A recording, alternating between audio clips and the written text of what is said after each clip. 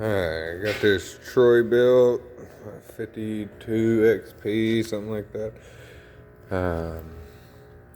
Got it to turn over, battery's weak, cleaned out the fuel lines.